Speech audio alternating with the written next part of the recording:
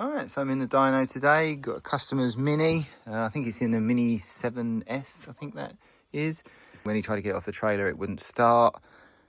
It sounds like the ignition's well over timed and it's just kicking back a little bit, but the battery might also be a little bit flat. I've managed to start it on ether.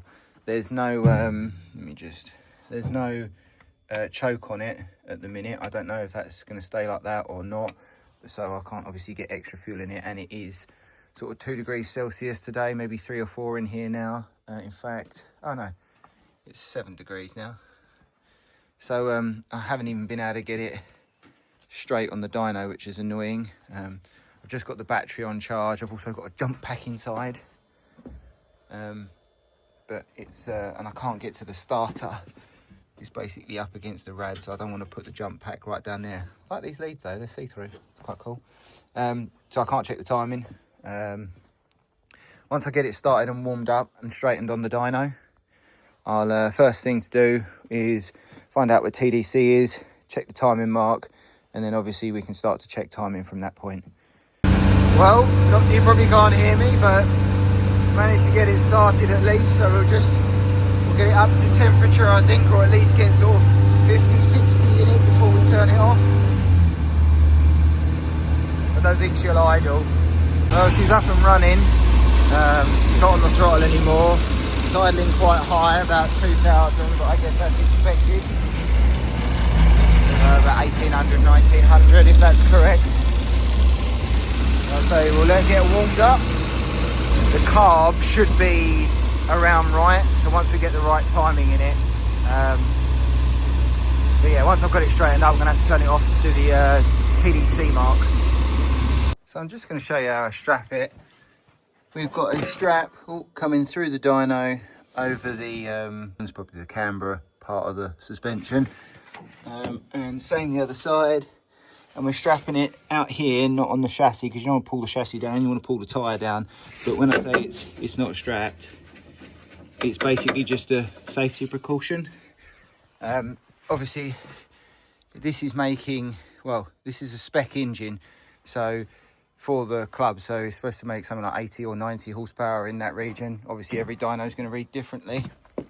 And I've also got straps running into the lower subframe just to stop it moving side to side, both the same side. That's it. And obviously the chocks, so realistically with this sort of power you only need the chocks, but I don't want it moving around, and better safe than sorry. I mean, that is so overstrapped, it's crazy. Exhaust extraction, sucking out from the exhaust, and obviously the air extraction is standard. Whether we run this big fan, I don't think so. It has got a stat in it, so maybe I will. But to start with, we'll probably run a little squirrel fan in front, a little carpet dryer, that style there. So I'm just going to check TDC now and get that marked on the pulley, and then we can see what the timing actually is. She's nice and warm. She's probably 60, 70 degrees, something like that, I think it said on the gauge. So I've also upped the tyre pressures to 40 psi, which is pretty standard. We do all the cars at basically 40 psi.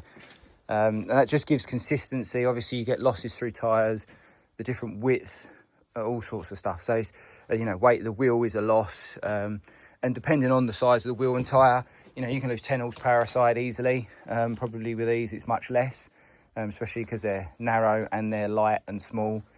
But nonetheless, running 40 psi just keeps things nice and rigid, stop the tyre heating up too much, because these aren't really dyno tyres, these are their race tyres.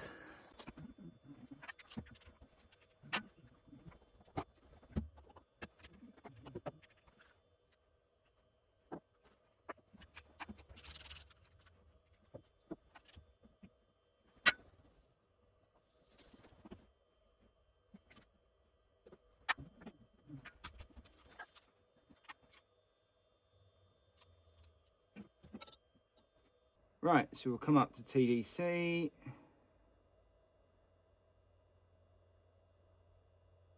And there we're starting to get a little bit of reversion. So that'll be close enough. It's going to be within a degree.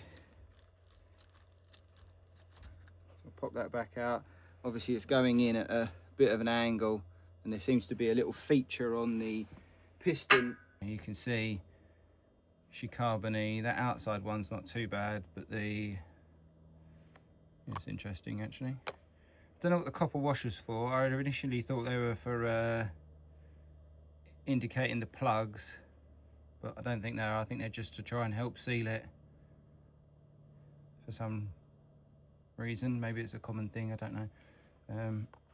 Obviously it's not been run at all. You can see it's super rich, probably only just started to burn the thing off. Also, these are 8 heat range plugs, so I assume that it's got some compression in it or something, because that's quite a hot rated plug for a 100 horsepower car. And the gaps, I'll just recheck all the gaps, just make sure they're all on point. But yeah, I thought these were indexing the plugs, but they don't seem to be any difference. What I might do is I might actually mark the plug anyway, so we can see if how far out they are. All right, so what I've done is I've marked, so that's number 4, that's got 4 marks or 4 ribs taken up, and it's actually in line with the electrode.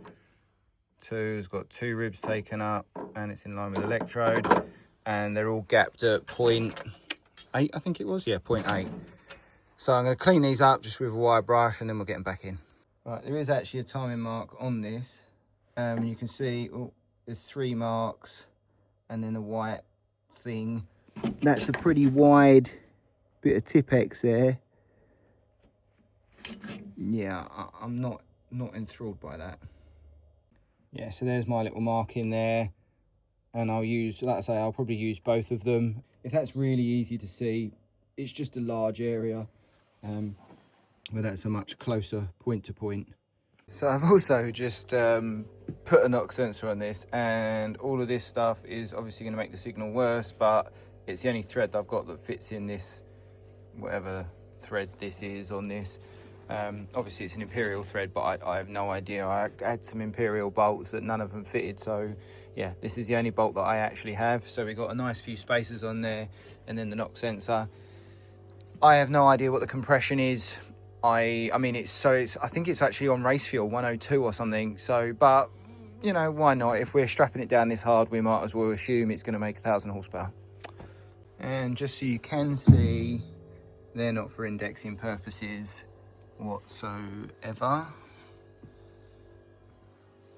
Well, in the turn of circumstances, the radiator started leaking right in the middle, somewhere around here. I thought it was initially because this live terminal is so close and there's no protection for it.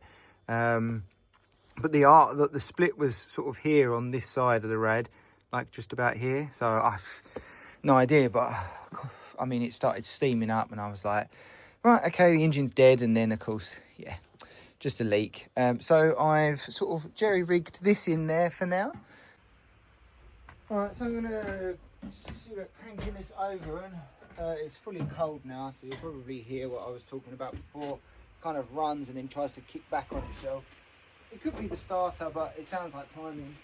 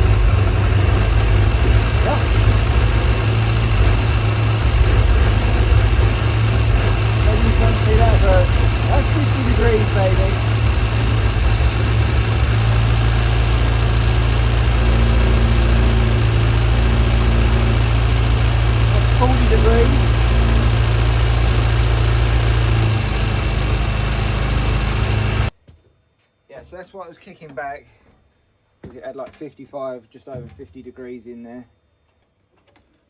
Got a little Coke can up here just in case it pushes anything around, but I doubt the stack's open, it's not really at temperature.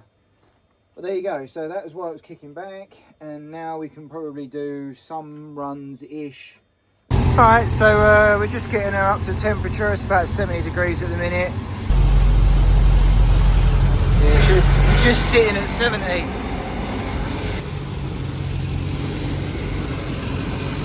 There is a decent amount of heat just flowing out the back, and this fan isn't, that fan isn't even on. AFR currently is pretty good, to be fair. There's no point trying to run it at 14 AFR or anything silly or correct. Yeah, we've got like 46, 57, 61. So I don't think she's actually going to get to temp until I start to push it through its paces. There's one of these, this front cable is a little tight, so, and it's a bit flat there, but I guess you won't be doing that off of idle. You just need to click that back a bit.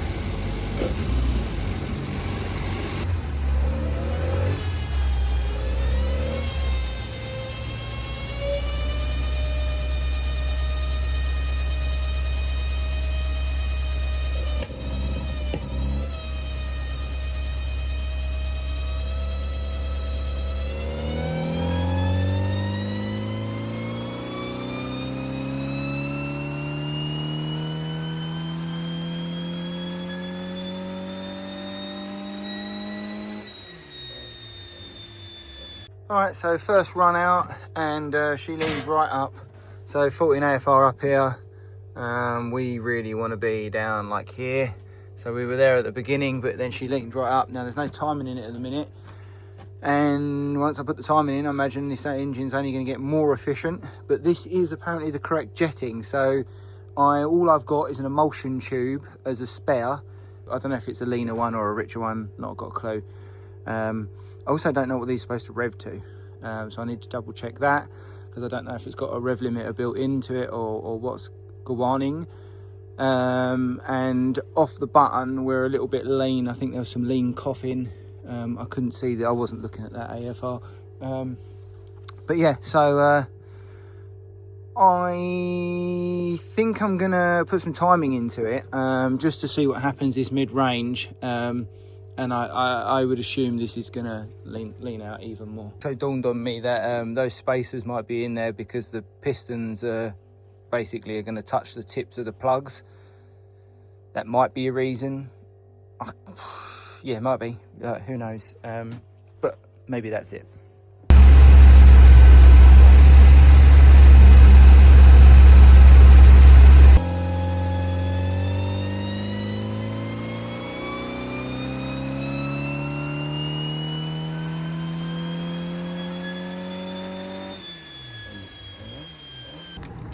Yeah, so I don't know how Larry this cam is, but this carb's supposed to be set up, but it's not. So I don't know if there's another restriction or something, or whether we just solved the problem. But she runs lean. She made a bit more power top end, but not in the mid-range, so that's interesting. We're at 30 degrees now. I think he said they're supposed to be 35, then most of them run around 35. Yeah, we need to either put another jet in it. I'm gonna have a look for jets, because I don't think that's gonna survive very long. It's not knocking though. She's also not getting hot, so I've had to turn that fan off. I think there's just too much air just blowing through the room. But yeah, let's get this carb apart and see if we've got a slightly bigger main jet.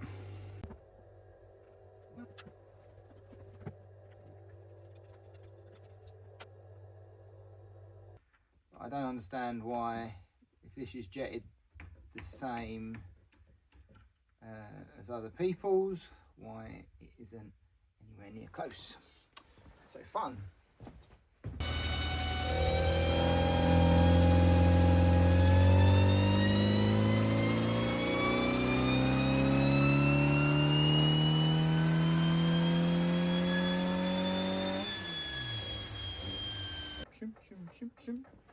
I guess we've got fuel in the tank. So yeah, Didn't really make any difference whatsoever to anything. Right, so I just had the main jet out again, and I didn't look before, but it had an F11 emulsion tube in there, which normally for all the performance stuff I'm using an F2 or F7 or something like that. Again, I'm not setting these carbs up really, I'm just dialing them in like once they've been built by someone. But it has got a 190 air correction on it, which is probably why I'm that lean up the top end. The flashlights come on there. So I've put a smaller, I think a 175 or something air correction in there, and I've actually gone back to the stock main jet because we are a little bit, I mean, we're like 12.5 here, so I've gone back to the stock main jet, and hopefully that will pick that up a little bit, and then we'll have a bit more fuel top end because I've put a smaller air correction in there. But I'm just going to run it and see. It's running 6 psi, 5 to 6 psi of fuel pressure. So yeah, is that 10? Yeah, so yeah, it's going to be like 5 or 6 psi fuel pressure. That to me is too much. I just spoke to the guy and it didn't have a regulator on it. And I'm like, well, normally at 6 psi, we're leaking through the tubes. I can't obviously see and stuff, but and because the carb's pointing this way, it's not going to leak back out. But yeah, normally you're leaking. Look at the state of that manifold. Maybe that's why it's so rich. But I've just asked him to ask some questions to whoever he bought it from or whoever did the carb. I just don't know. But we're going to run it again. So now I've got back to the 175 and the air correction's now 175, I think. So we'll just see if that makes any difference whatsoever. And hopefully it's not float level, and hopefully they've done all the float level and stuff, because I don't want to bring that down. I've changed it to AFR. I might put it back as lambda, but it don't really make a difference. All right, that seems a little bit better. Although now we're dog shit rich here. But yeah, we've actually got pretty much, well, still a little bit lean, but we've basically got that now. I don't know quite how they've done this or why they've done this. But we picked up some power, that's for sure. I think yeah, so we made our 90 horsepower. And we made a bucket of torque. So 90. But I think I'm gonna go back to this emulsion tube with the air correction I just ran, just to see what the difference is back to back. Right, so there's the emulsion tube change. Basically exactly the same line, and obviously that air correction that I put in. Oh, let me just go back and get the last one up. So that's the original, the pink, and obviously I've put a smaller air correction into it, and it's now done the orange. But obviously in between that I did the emulsion tube change. All right, so got a 150 air correction with a 175 main, and then that's the F11 emulsion tube. We're going to try that. After this run, I might see if the plugs are cleaned up at all, because I might just see if we can read the plugs, but they were so carbon covered before, I don't think we're going to be able to read them. So we might need to get a new set of plugs. Oh, we'll see. We'll see. Well, I've just put in a 175 main, which is the original main, the original emulsion tube, and I've just dropped down. I mean, the original air correction jet was 190, and we're now at 155. Here's a little rich. Here's a little lean. Well, here's all right. Here's a little lean. So I think we need to get to like a 140. And then down here, obviously, it's not too much of a worry, because you're really going to be, you know, I would imagine 3.7 to 6 in that range on the track. Right, after I did about 8 or 9 runs on this thing, trying to get it roughly right, it just doesn't seem well. It just seems way out of spec. The air correction is so much smaller than the main jet. It just doesn't, nothing's quite right. So I've taken it off. It's a Spanish Weber, which is obviously renowned to be worse. Plastic floats. I measured the float height. Turn that off. That's all good. I'm just having a look in here. A second ago, the accelerator pump, or accelerator, like the barrel that's in there, wasn't actually working. But now it seems to be, so that's interesting. But this throttle's not returning. It's really quite annoying. I thought it was actually the throttle linkage system, but actually it's not returning. I don't really want to take the whole carb off. I'm just going to see what we've got in it. I'm going to basically check. I'll probably look in here and shine a light, in here, and make sure that we're not, you know, all the holes and stuff are covered. They should be. The throttles are closing, but they're just getting stuck. It's like things aren't fitted correctly. Unless this spring's a little weak, but it feels bindy. But I'm going to check what the accelerator pump is as well, like the that valve that's down there, because when you pump the throttle, there's not enough fuel going in, so you get this lean. You know, you'll be at, I don't know, some rich ass mixture, and then it'll just pump to 14 AFR. But that is so stiff. Yeah, I mean, whoever did this is not set up. I wasn't even supposed to be doing this. Just this. Do you know what I mean? Throw some timing in it. Obviously, it was at 60 degrees or 55 or whatever it was. You know, back up, you know, put some timing where it should be so the car starts nicely, runs nicely, makes the power. Now, we are making the 80 horsepower or slightly less than that now because it's running a bit lean at the top end because of the flat end. But this was supposed to be done. Supposed to be done. Still no reg. So there is no reg in line. They're just feeding it with 5-6 psi. Now, apparently they're all doing that. I would rather see a reg in here. Yeah, so I'm going to get all the jets out now and then we'll just have a quick look. All right, carbs apart. And yeah, so let me just, if I can, look.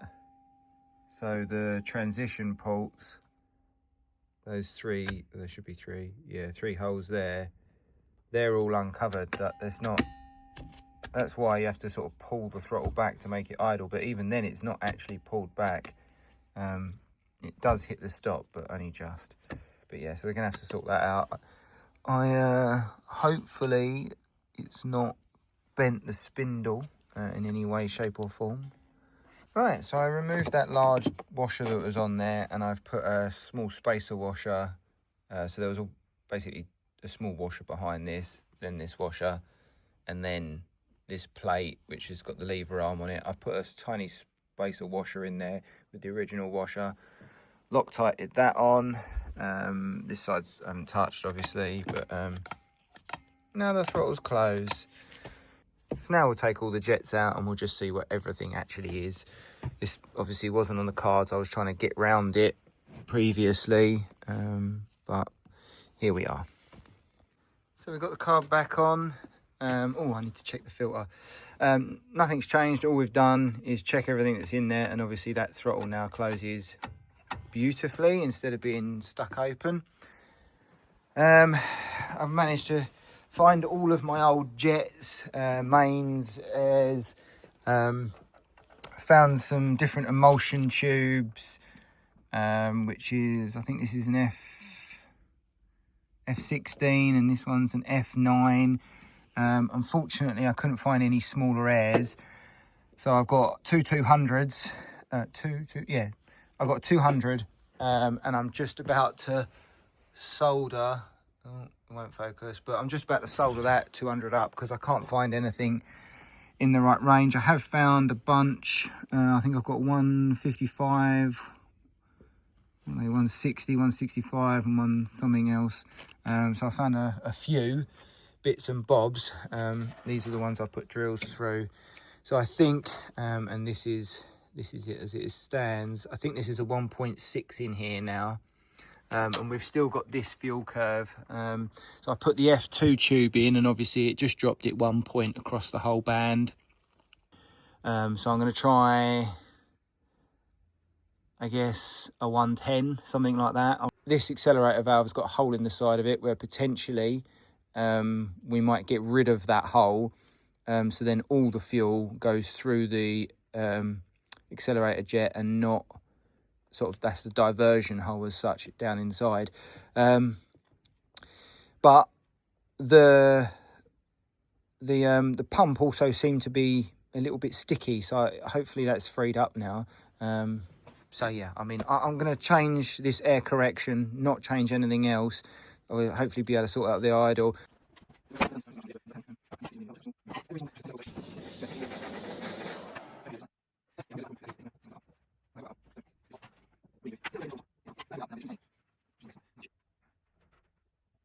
A mess, and not really the way to do it, but it is definitely blocked, so you can't see any light through there, so it's definitely worked. A small drill selection, 105, close enough. All right, so I've just cleaned that up because I can't stand things looking horrible, but that's actually not too bad. It's got a little chamfer on it, so that should be fine. So we'll see how that goes. Right, well, just before I get going, I thought I'd rip the plugs out. I turned the fuel pump on and the floater got stuck up, so then it gushed everywhere, which is nice. So it's lucky I did take the plugs out. The plugs are looking obviously much nicer now. Obviously, we're not looking at the full story here. The fuel line's actually about halfway up the ceramic, so it's actually really quite rich, but I assume that's just from that mid-range section. And then see on the back the timing doesn't look too far away, to be fair. Obviously it's still running a bit rough, being rich in the mid-range and lean at the top end, but overall the plugs look pretty good. Nonetheless, obviously we're not tuning by plugs, we're checking the plugs to make sure the fuel in distribution's even, but timing we're checking by power, but it looks all right.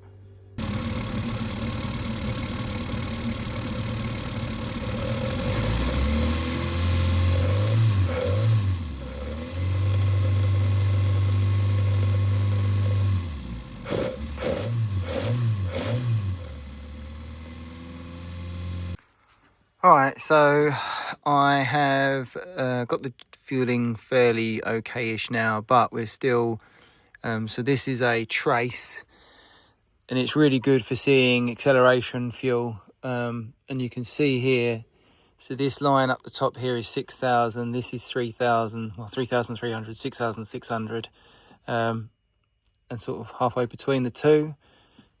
And when you stab the throttle, you do get a lean spike, and that's, well, I don't know, 15 and a half, 15 AFR, something like that. Yeah, so we are still leaning out. You can't really feel it, but we are definitely leaning out. And if I just show you the power graphs, this is me trying 1,000,001 jets. So, and I've written notes down on basically every one. So you can see here every iteration that I've gone through. Trying to find, that's not all of them, trying to find exactly the right combination. I still can't get the fuel down here any good. It's real dog shit. I mean, you're not really here racing, but this jet doesn't bog as much as the F2. So the F2, which is the blue run, to get up here right, which, you know, we're still not, I'd rather be a little bit richer, but I don't think I'm going to be able to. Every time if I go down now, I'm on 100 air jet. If I go down, it just moves the whole lot down. So it's not really just doing the top end. I mean, it might do that top end, but it's not doing the very peak, which is really annoying. This bit here between 2.5 and 3.5, it's just a problem. The F2 was not the best, so I've gone back to the 200 main, 100 air, and the F16, which is actually this blue run here, but the red run is the same thing. So that's a 200 main, 100 air, and then F16. And you can see that that's actually a pretty decent run. And we also picked up a chunk of power. I'm revving it a little bit further, but that's not relevant. The peak horsepower is going to be somewhere here anyway. But yeah, so let me just show you the peak horsepower. Yeah, so actually it just keeps, the decline isn't enough to drop off the horsepower, so it just keeps flat. So that's actually quite nice. Obviously torque's dropping off, but work done, you know, is a decent 4 to 7,000 RPM. And if we just have a quick look at the AFR on that. So unfortunately, peak torque's way gone. Well, I suppose peak torque's there, but yeah, that's where I'd like to be. 12 and a half, 12.8, something like that. But I suppose we are about that. Let's just double check. Oh, 12.89, 12.7. Yeah, we're pretty good. I mean, we're a bit scatty, but I'm pretty happy. Well, I'm not. I'd really like to flatten this out, because if he does get down here, it's not boggy. I mean, you're at nearly, what's that, 10.5 AFR. It's not too boggy, but obviously it's lacking some power. It's just, yeah, it's the response and the feel of the actual car, or the engine, should I say. So I might now just back some timing out of it and then creep up back into it and just make sure, but I'm pretty happy with that. It got crazy. I even got the book out to see if I could find something that would, what were we on? Oh, that was when I was doing idle stuff. Yeah, I even was going over all the different tubes, but I can't find anything. Nothing pulls enough air out in the actual mid-range. So yeah, and obviously I've got tubes and debris everywhere, and I got everything out. So yeah, so it still needs an acceleration jet. We might get that Tuesday, and if it's still here, then potentially we'll throw that in and check it, but I'm not 100% sure. Right, well, I thought it was over, but it's not. So I just wanted to, so I found out a bit about the distributor. Run a weight system inside that adds about 20 to 24 degrees worth of timing. But when I opened it up, as you can see, something's gone on. And after talking to the people that made the distributor, again, this is not really my realm, but Aldon, or whoever they are, this is all their stuff, apart from the electronic ignition system, which is a magnetronic or illumination, I don't know, whatever, but it's not theirs. And when you fit this other one, it steps out further, which has now destroyed the actual contact. And the reason that's pink in there is because I've just taken a mold of it. So basically, to get round that, I've sanded this down a couple of mil.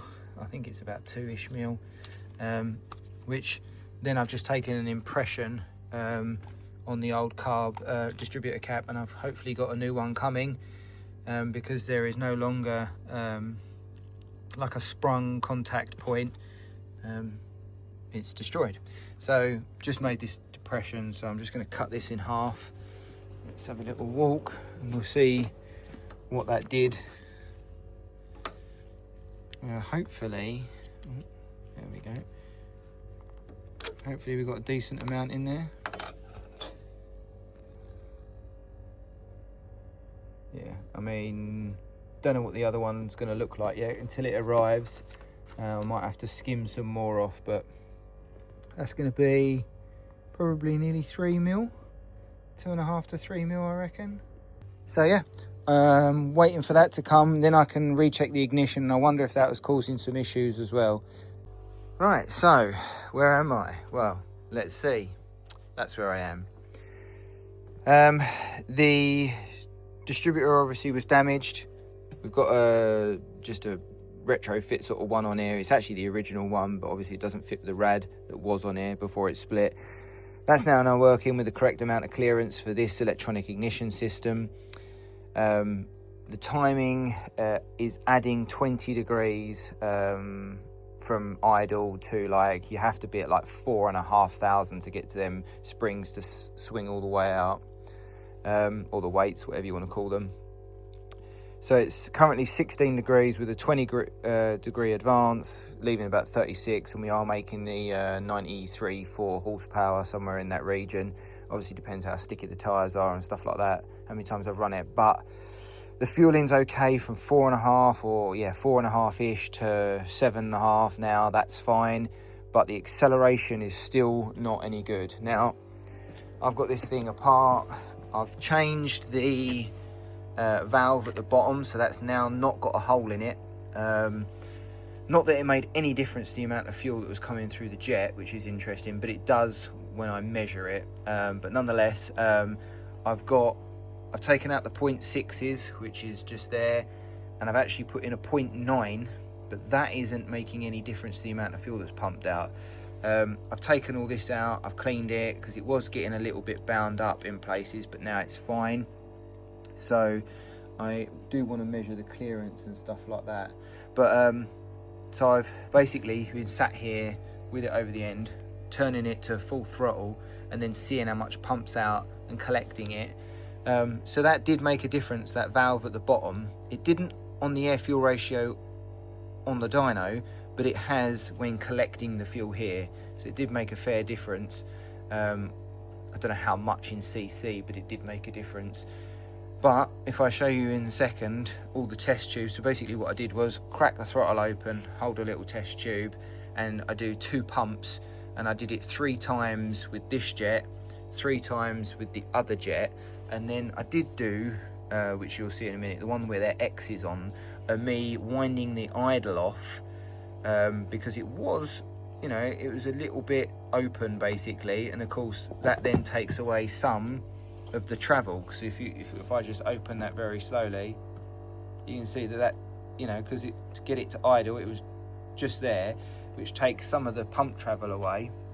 So if I just show them, and you can see I've written them on. So this is a 65 jet, a 90 jet, and this was with the 90 jet, but with the slightly extra travel. Now obviously I'm catching the fuel, and there's 3 and 3 and 3. So 3 on the right are 90, 3 in the middle are the 65s, and the 3 at the end. Now you can see that the 3 at the end do have, let's just pick the medium one, which is that one. That is slightly more fuel. I'll bring that over to the middle. Oh, it's a bit hard to see like that. Let's get these out of the way. You can see that that is ever so slightly more fuel. Something else I've had a look at is potentially, I mean, I don't know why it needs all this anyway, it shouldn't need any of this, but potentially the spring in this could be slightly stronger, meaning that it's basically going to push that push this lever down faster, it will squirt the same amount of fuel but faster. So I think the best thing is simply bolt it back up, see how she runs this time. If it's a no-go this time, then taking the carb apart anymore I don't see the benefit. The only other thing I could do is this is set up, but maybe I could raise this a little bit. Yeah, so I'll bend the tang down so I get it a bit closer, which will raise the fuel level potentially. And then if the fuel level's slightly higher, if it's not filling that chamber up under that drum all the way, then potentially that will be better. So I'm going to do a test to see how long it takes for the fuel to evacuate. So this is the 90 and this is the 65, and you can see the 65 shoots a lot further, so it's faster, but I think it actually might be longer getting the fuel out. So let's just have a little look. Hopefully we got that. I'll do another one. So also the seal was missing, if I haven't already done this part of the video. Yeah, the seal was missing across the bottom, so this was just placed in there without a seal whatsoever. So now at least we've got that.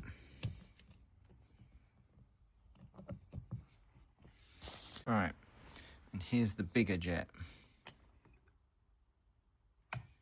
Just do that once more.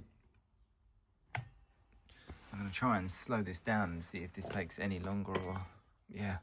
All right, so I've done this test actually 3 or 4 times on each pump, and I had to put it in some software to actually find out the time. But actually, the 0.65 jet, although it flows exactly the same amount, it flows it in 0.2 of a second longer than the bigger jet. So it flows exactly the same amount, but the 09 is 0.6 seconds of flow versus 0.8 seconds on the 6.5. So that is more fuel in a shorter amount of time, which is exactly what the spring I've ordered now will do. So this is a 0.4 millimeter spring.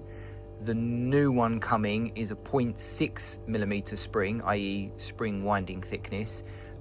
That's the only other one they do. They do different pump jet lever arms or whatever the fuck it's called. But I don't see that really helping, because it's just going to lengthen the amount of time it's spraying for, not the amount of fuel it's spraying. But I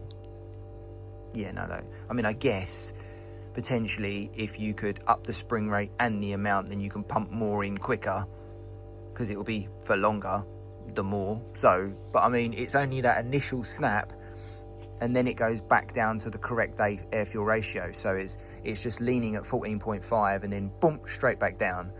So we have 12.5, 13.5. So obviously these need a little tweak, and then this might need a tweak as well, but I'm going to get them squared up. Can you see that they're pierced? Oh, that might be because that one's actually bent, as in it's not straight. It's off to one side. That could be... Why could that be? Or is that just how they are? Yeah, no, they don't want to sit flat, so that is just how they are. But that one you can see is, well, I think you can see it. I can definitely see it. That one needs to have a little twist and come down a little bit. So hopefully I'll be able to get a pair of pliers on this back bit and just twist it down. And then maybe once I've got it to the 12.5 that this is, then maybe I'll put this down to 12 mil and see if that helps anything. Although something that does make sense is, instead of drilling this hole out, if this will focus, instead of drilling that hole out so it's bigger, drill more of them. So basically you can, that's quite a thick piece of material, so you can flatten it off slightly, and then you can drill 3 holes that are, let's say, 0.2 or 3 of a millimeter instead of 1 hole, and you'll get better atomization of fuel, which makes a lot more sense. So if you were really dialing this in, which I would love to do for this car, but I don't think the reality is going to be there for it, but you could flatten that off, drill another, you could get 0.4 one of these or something instead of this. I think the smallest one I've got is a 0.65, which is what this one is. And then you could have 3 holes in it, which would spray fuel at a much better atomization, under more power as well. So they might squirt a little bit further, but I suppose there wouldn't be any more power in them, because it's down to the piston and it's just down to the amount of fuel that is going through. But yeah, anyway, it'll be 3 smaller jets, which might atomize better coming out. So instead of a globule of fuel, which is what I've currently got. But still, cool little idea to try if you were really trying to dial in on fuel atomization under acceleration, which is very important. But just get injection if you could, if only you could.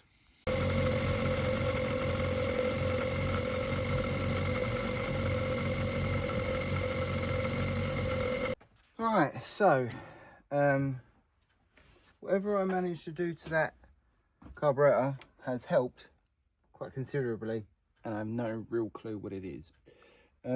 Maybe it's just taking it apart and something dislodged, bit of crap, I don't know. Maybe it's a different jet, slightly different size or something like that. I don't know, who knows. The acceleration fuel is still not great. Let me just quickly show you that. So we've still got lean spots, obviously depending on what the air fuel ratio is. This was loaded, so it'll be here. Yeah, that was on a dip. Sorry. So yeah, here. So we're like 5.5-ish. Obviously I can't actually read the RPM. It's not the best sort of system, this. And we managed to leave on off 14.7, and that was like 16 FR. It is for a split second. So I mean, there's 2 seconds between there. So if that's, let's say that's 1 second. Please be aware, there's carbon monoxide in this room. The alarm may sound. It's going to be loud. Thank you, Google. Let's just get that carbon monoxide out. Please be aware, there's carbon monoxide in this room. It's getting worse. Oh, it should get better now. Yeah, so anyway, it's what's that? If that's a second, then it's less than half a second. But there's nothing I can do without the extra spring, and we're not going to get that. But it's interesting because it doesn't go rich after, so it's a bit hard to show. So we're like a 13, well no, like 12, I mean 12.3 is there, so we're above there, so 12 point, maybe 14.7 is there, so that's going to be like 12.8, something like that, or 13 AFR, and then it's moving because I'm revving a little bit, and then it's going up and it's dropping, but it's not going rich, so there obviously just isn't enough fuel. So after that's, you know, that's a whole, well, that's 2 seconds, so it doesn't go rich again, and then I've stabbed it again already. So it's definitely not getting enough fuel on the pump, and it would be nice to get rid of that bump. But if we go back, turn that fan off. If we go back, so the last run I did was the dark blue run, and although it made more power, that is 100% going to be because the room is warmer, and the atmos corrections, so atmospheric corrections.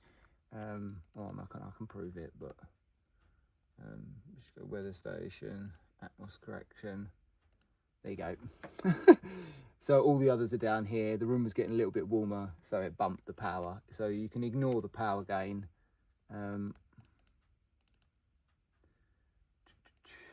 I didn't think it would be quite that clear, but apparently it is.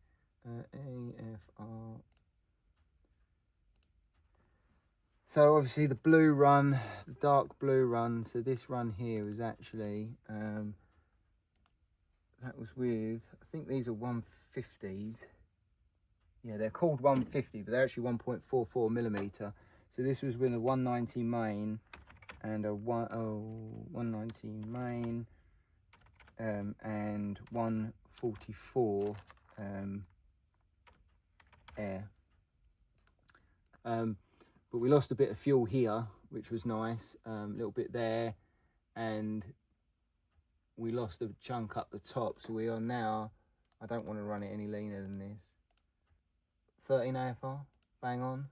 So she's back, she's been on a track day, apparently really quite good, ran really well, no coughs, no splutters, always seemed on point. He said it never stumbled, there's no problems whatsoever basically.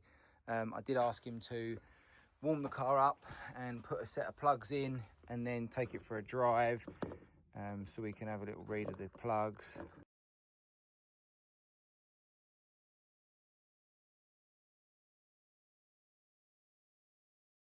But the timing looks fine anyway. There doesn't seem to be any problems. There's no specks of metal or aluminium, so it's not been detonating. It obviously, it was on 102 race fuel, and he actually ran it on track on 99, so not quite the same. Let me just zoom out so you can see these. So there you go. Fuel in. We start this end. Number 1 and number 2. Number 1's pretty spot on. Obviously this has only got like, 10 decent laps, I'd imagine, maybe up to 20. But I like I say, he would have warmed it up. I think he did 1 out lap, which was on pace, and then they got red flagged, and then he came back in, and then he went back out, and he was just basically on song, and then came in. But so that's good. Full throttle fuel in, very slightly rich, but still okay. Absolutely spot on. I'd expect to see a darker line, but obviously it's not run for very long, but it's still really good. The heat range 8 plugs haven't caused a problem. It's running fine. This plug here, number 3, yeah, a bit weird. I'm assuming it's actually a lot cooler running cylinder, or it's just not running as well as the others. But you can kind of see the line down there. It's certainly running a lot richer. It's basically running a little bit richer than the one on the right, but it's picking up most of the cruise and idle fuel for some reason, because it still does seem to be a band down the bottom, but for whatever reason it's getting more fuel, or it's running less hot than the other cylinders. But there's nothing we can do about it. Obviously it's a single carb feeding a Siamese manifold and then into a pair of Siamese ports.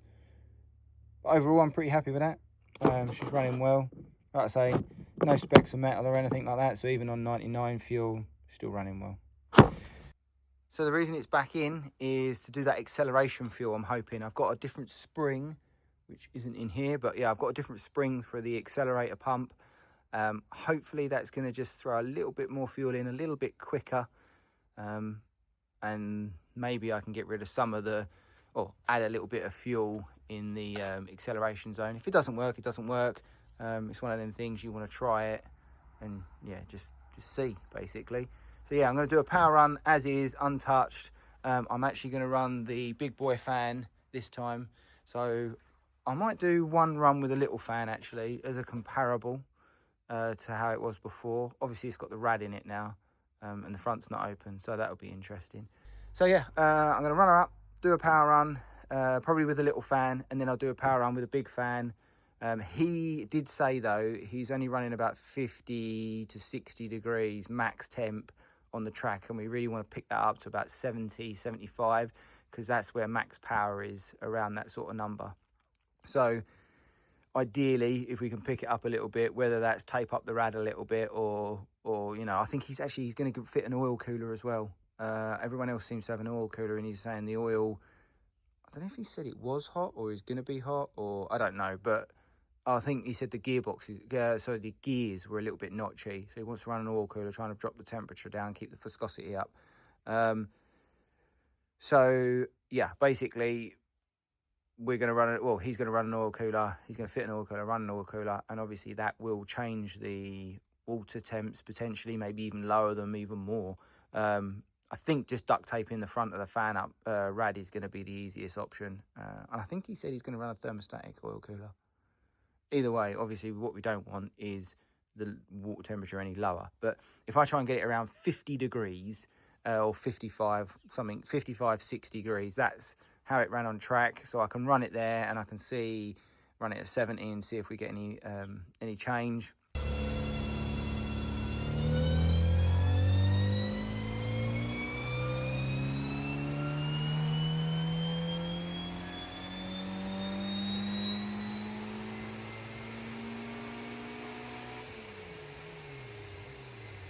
So there she is, made, what's that, 90.1, basically square. So a little bit of a wibble up the top here, but the other runs, that wasn't there. It's just one of them things. It's a little bit warmer today, so maybe that's got something to do with it. Obviously, it's got more bodywork around it now, so, you know, air density is going to drop down for sure. I'm not bothered about the power, if I'm honest. What we care about is the fueling. And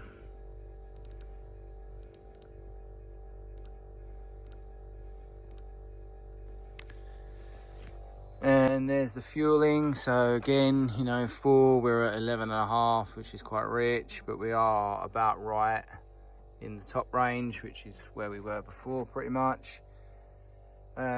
So here is the new spring.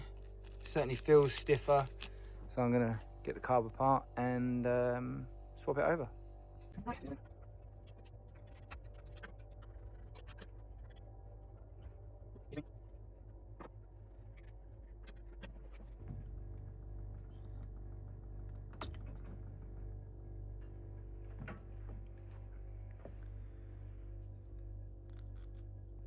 There's the spring, barrel and everything else. Most people try and get a screwdriver and pry the edges off the sides. It's not actually necessary. You can just pull the whole thing and it'll pull itself out. But let's get this apart. So there's a hook lever inside, and I've got the fuel in the back of the drum. Hold on. Yeah, where are we? Right, yeah, so there's a hook lever inside. All you need to do is turn it 90 degrees. You don't need to knock out that pin, it's just a waste of time. Spring out, and the other bit can stay on there for the minute. So you can see the wire thickness is hugely different. And yeah, I mean, it's a very different spring. It's also longer. So yep, we'll see. So yeah, we'll put the harder, shorter spring in, but there is a huge difference in the actual resistance in the spring. Yeah, so that goes on there like that. You can pull that spring and hold it up. Take your barrel, put it in. There's no way to put this, it doesn't matter. Put it in 90 degrees, turn it, done, job done. Barrel in, we're going to squirt some fuel in as that barrel gets pushed down. Oh, especially if it's stuck. You do need a screwdriver to pop that back into place. Otherwise it won't quite seat properly.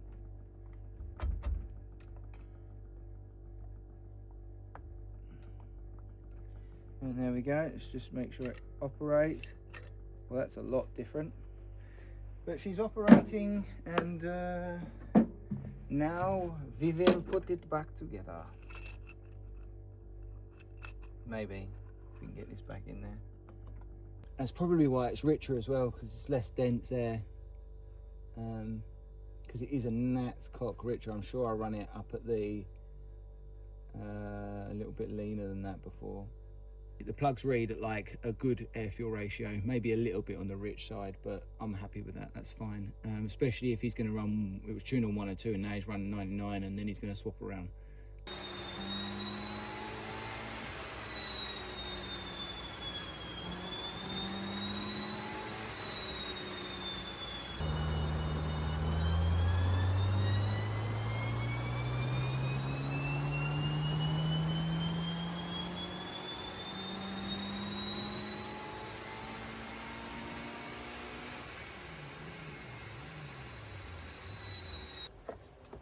Alright, so I just, oh wow, I just kicked the fucking fan. Okay, cool. Let's just check it. Yeah, so we made the same, ignore that, that's wheel horsepower because I didn't have air fuel ratio up.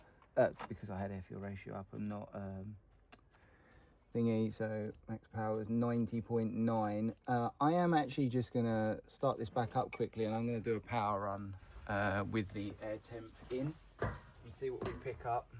If we pick up anything, I don't know. But I'm gonna do it. But if you go back to this, sorry, I want to do this quite quickly so the air temp doesn't change too much. If you go back to this is much better. Like much better. We're like not, we're really not leaning out. This rich spot is obviously where I'm coming off the throttle to stab it, and then of course it's going rich because it's got fuel and it doesn't need it because the throttle's closed. Like the latent fuel going in, whatever. I'm sure you, if you know, you know.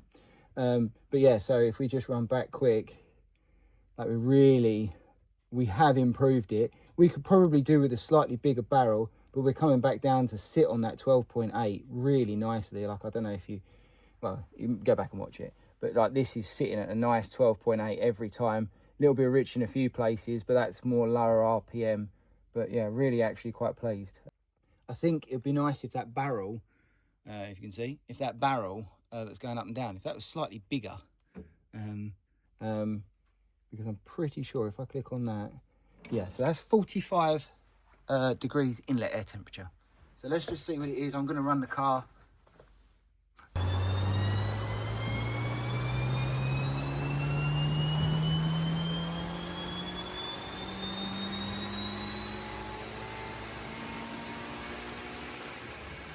Well, there you have it. So that's why, because obviously with the bonnet off, before it was much colder as well, the temperature in the last week has really increased. Hopefully that will be in the video. But yeah, we didn't, that is crazy. That is really crazy. And you imagine, so this is adding horsepower because air density's dropped. So it's like the weather station itself is going. Okay, on a standard day, which is like, I don't know, 20 to 25 degrees, I can't remember now, that is how much power it would make. If he put cold induction into the car, it'd actually make that power on track, because it doesn't make that power. Like, the power that it's really making is that 90 horsepower. And there we are. I think she's ready to rock and roll. As I said, he's going to change the fuel between 99 and 102. I think he's going to race on 102 and practice with 99. But that's up to him. It's tuned on 102. It wasn't knocking either way, so it wasn't knocking at like 40 degrees, let alone 36 degrees. It was just basically rolling over. So I'm going to get it off and give it back to him. Thanks very much for watching. And if you enjoyed it, you know, maybe watch another video.